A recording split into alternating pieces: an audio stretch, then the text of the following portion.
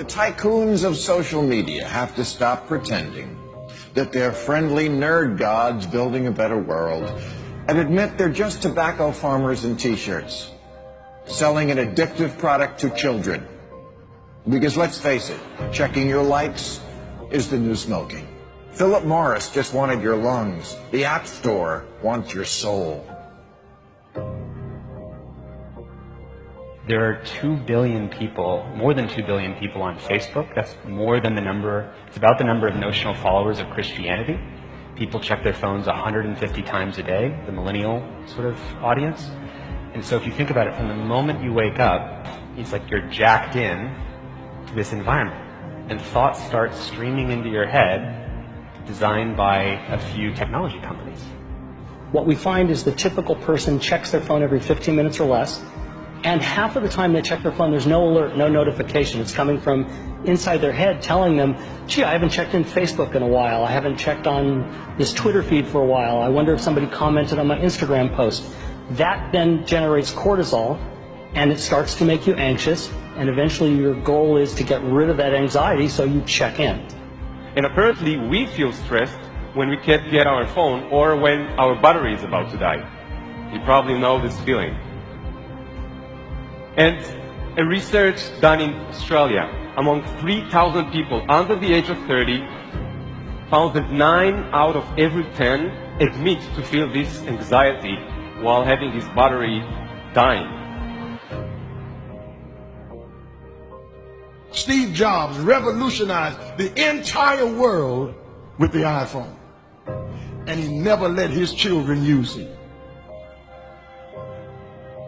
because he did not want them dependent on technology.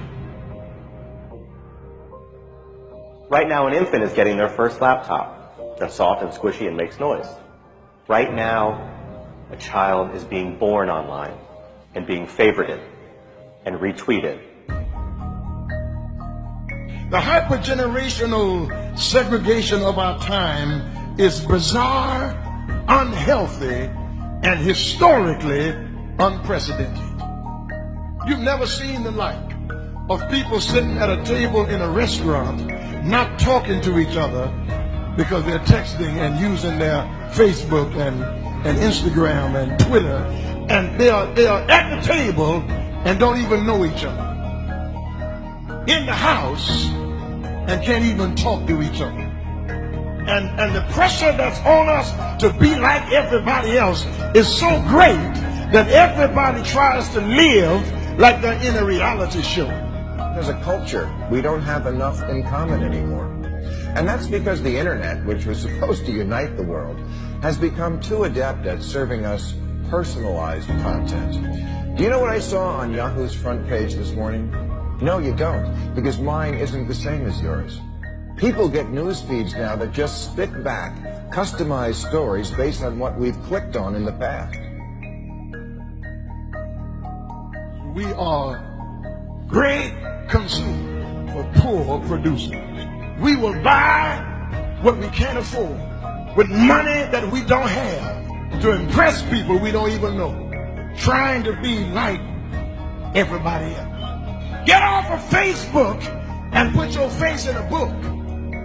Right now, a teenager is photoshopping their selfie because as a society, we're telling them they're not good enough.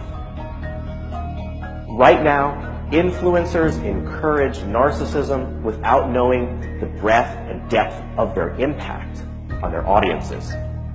Right now, 40,000 spectators are in an Olympic football arena watching a competitive esports competition because this is this generation's football match. There's always this narrative that technology is neutral and it's up to us to choose how we use it. This is just not true. Technology is not neutral. It's not neutral. They want you to use it in particular ways and for long periods of time because that's how they make their money. You don't realize it, but you are being programmed.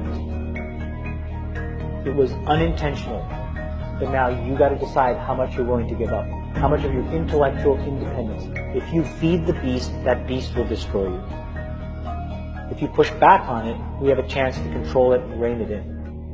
And it is a point in time where people need to hard break from some of these tools and the things that you rely on. The short-term dopamine-driven feedback loops that we have created are destroying how society works. No civil discourse, no cooperation, misinformation, mistruth, and it's not an American problem. This is not about Russian ads. This is a global problem. I challenge everyone to try going 1 week without social media. Don't let your phone and social media control you.